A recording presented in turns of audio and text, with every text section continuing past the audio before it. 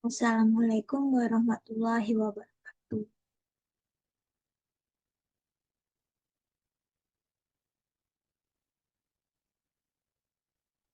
Baiklah, di sini saya akan mempresentasikan tugas besar MAPEK yang berjudul Pemanfaatan Metode Simplex dalam Penyelesaian Masalah Optimasi Linear dengan dosen pengampu Ibu Kusnul Novianingsih. Nah, sebelumnya perkenalkan nama saya Syarena Amanda Mutia Ramadan dengan NIM 10, 20, 32, 40, 00, 05 dari kelas TL 4802. Assalamualaikum warahmatullahi wabarakatuh. Perkenalkan, nama saya Gina Zara Ramsar dari TL 4802 dengan NIM 102030404067. Pendahuluan. Dalam dunia usaha serta industri, pengambilan keputusan yang optimal sangat krusial buat memaksimalkan keuntungan untuk meminimalkan proto.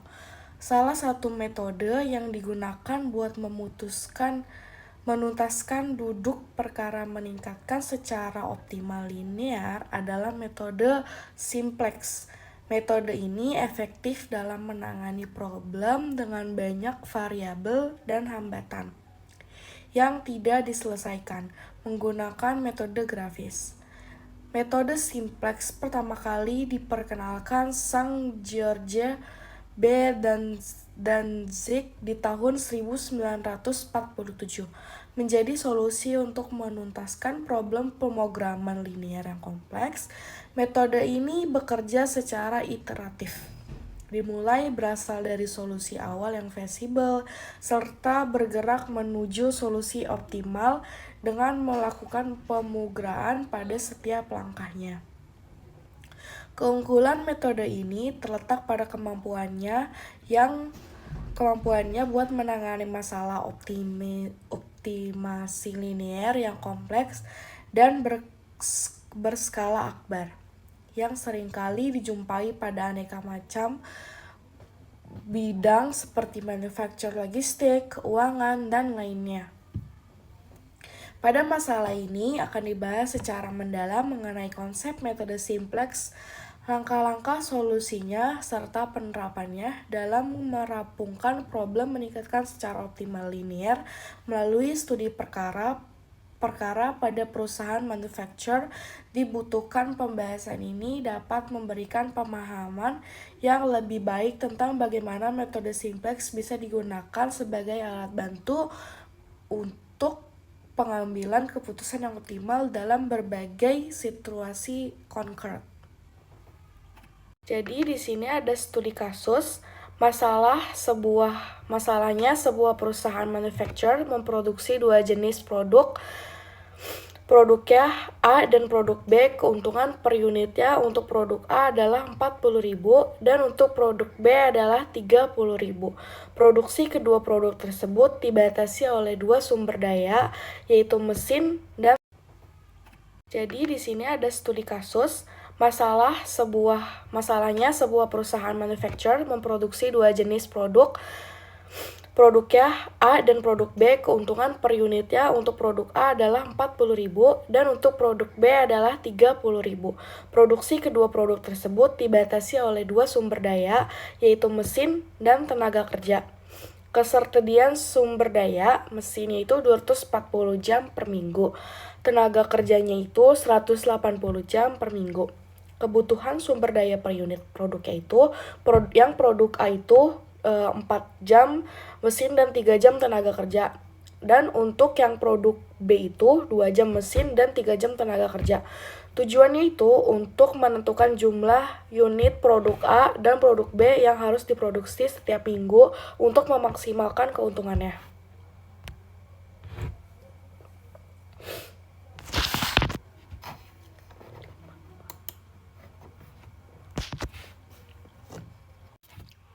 Baik, di sini ada formulasi masalahnya. Variabel keputusan itu dikali 1 jumlah unit per produk A. Terus yang keduanya juga dikali 2 jumlah unit per produk B. Fungsi tujuannya maksimalkan Z sama dengan 40 kali 1 ditambah 30 kali 2. Kendalanya itu yang pertama 4 kali 1 ditambah 2 kali 2 lebih besar daripada 240 per mesin.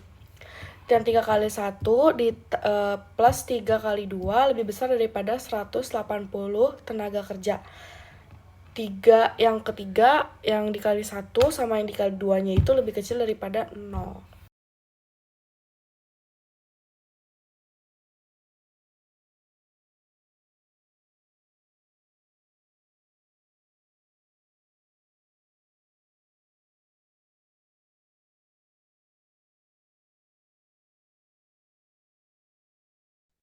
Terus di sini kita lanjut ke penyelesaian masalahnya itu dengan menggunakan metode simplex.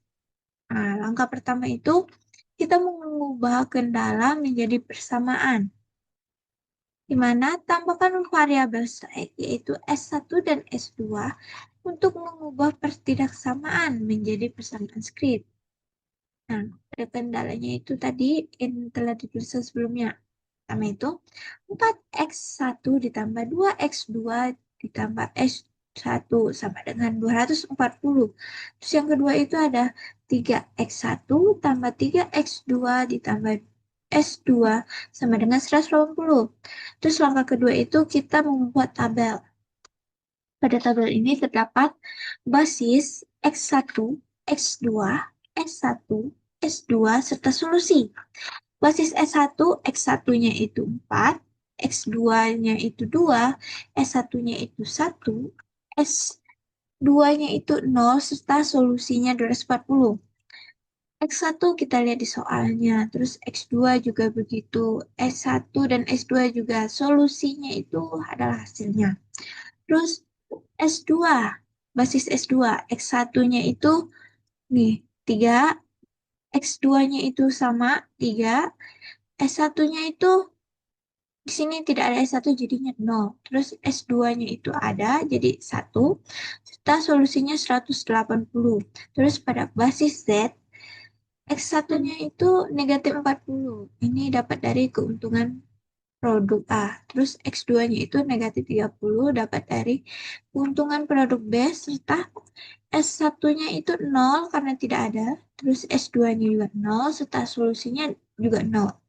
Kemudian langkah ketiga itu ada iterasi pertama. Pertama, kita pilih kolom dengan nilai negatif terbesar pada baris Z. Kita lihat nih, pada baris Z ini ada dua negatifnya. Di X1 dan X2. X1 itu negatif 40, X2 itu negatif 30. Jadi, yang lebih besar itu adalah negatif 40 di X1. Terus yang kedua, kita hitung rasio solusi terhadap koefisien X1. Nah, S1-nya itu, nih, 240 dibagi X1, 4. Jadi ini rumusnya adalah solusi dibagi X1 sama dengan 60. Nah, S2-nya itu solusinya 180 dibagi dengan X1. Nih, 3. Jadi 180 bagi 3 hasilnya juga sama 60. Terus yang ketiga itu pilih baris dengan rasio terkecil antara S1 atau S2. Karena keduanya ini sama-sama. Terus pilih salah satu. Kita misalkan saja S1.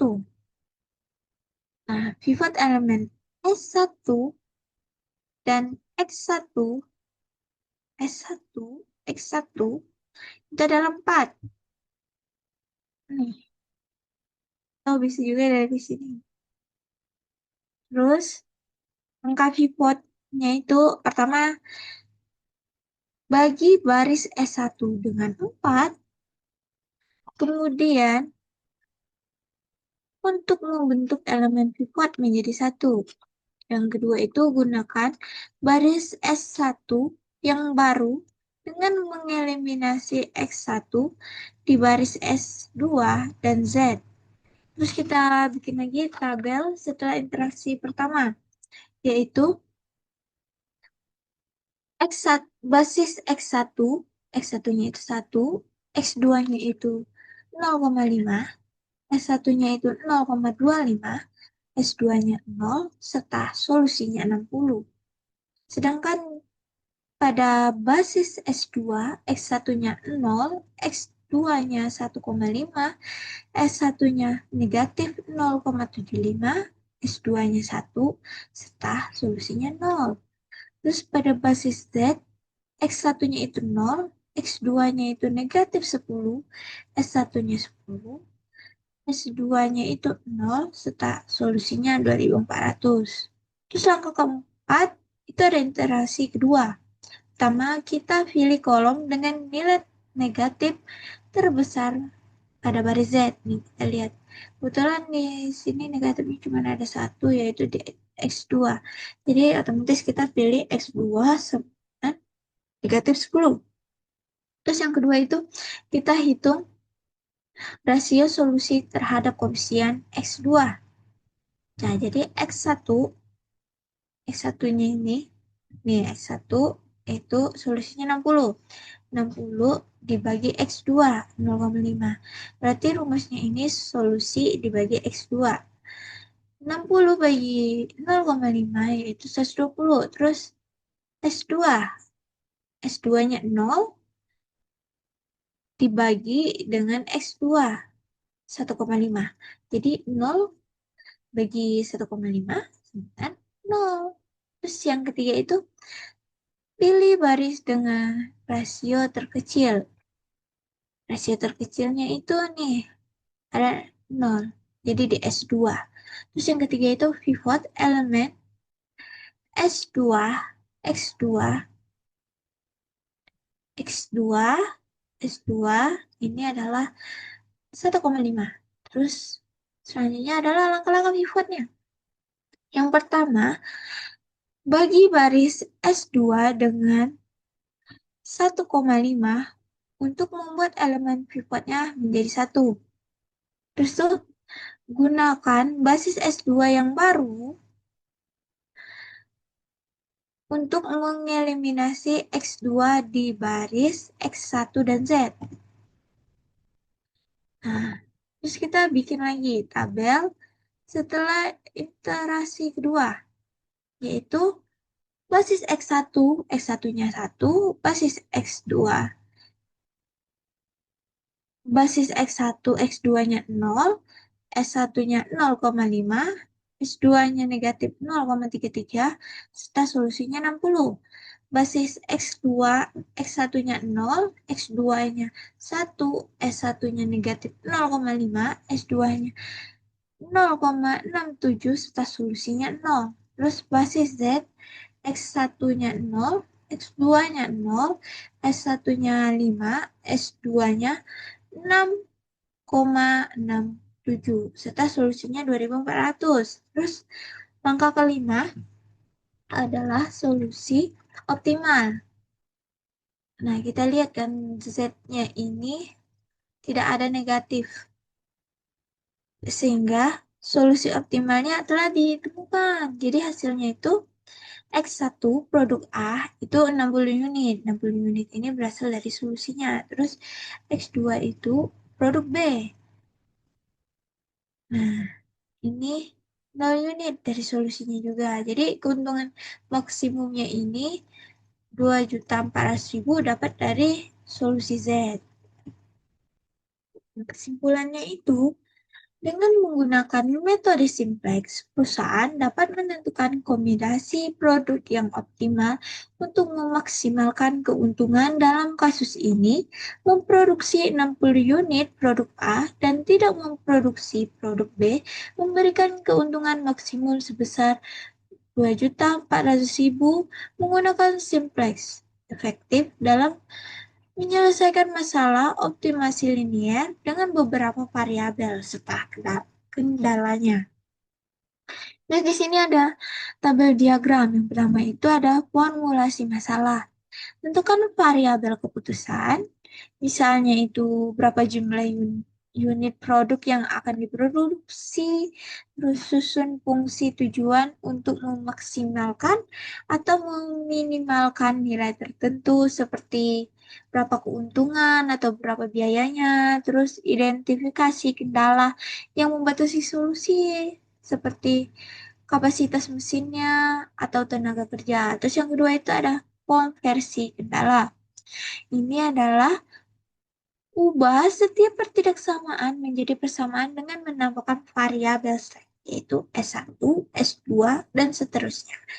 Tujuannya ini adalah untuk memfasilitasi penyusunan tabel simplex. Tabel diagramnya itu yang ketiga penyusunan tabel simplex awal. Susun tabel yang mencakup semua koefisien dari fungsi tujuan dan kendala. Identifikasi variabel yang basis yang pertama, yang biasanya itu variabel like. Yang keempat itu iliterasi simplex, pemilihan variabel masuk ke pilih variabel dengan koefisien negatif terbesar di baris fungsi tujuannya. Pemilihan variabelnya keluar. Terus nanti dihitung rasio solusinya terhadap koefisien variabel masuk untuk menentukan variabel yang akan dikeluarkan dari basis yang pivoting. Lalu lanjut lakukan proses operasi basis elementor untuk memperbarui tabel. Lanjut ulangi proses hingga nantinya tidak ada koefisiennya itu negatif di baris fungsi tujuannya. Jadi kesimpulannya itu yang kelima, solusi optimal ketika semua koefisien di baris fungsi tujuan non negatif. Solusi optimal telah dicapai nilai variabel keputusan dari kolom solusinya. Terus kesimpulan yang keenam, interpretasi hasil. Tentukan jumlah unit dari masing-masing produk yang harus diproduksi. Terus nanti dihitung keuntungan maksimum yang dapat diperolehnya. Nah, this question dan discussion. Nah, terima kasih. Sekian presentasi tugas besar dari kelompok kami. Apabila ada kata yang kurang berkenan atau kata yang kurang baik, mohon dimaafi. Sekian dari kami, kurang lebihnya mohon Wassalamualaikum maaf. warahmatullahi Wassalamualaikum warahmatullahi wabarakatuh. wabarakatuh.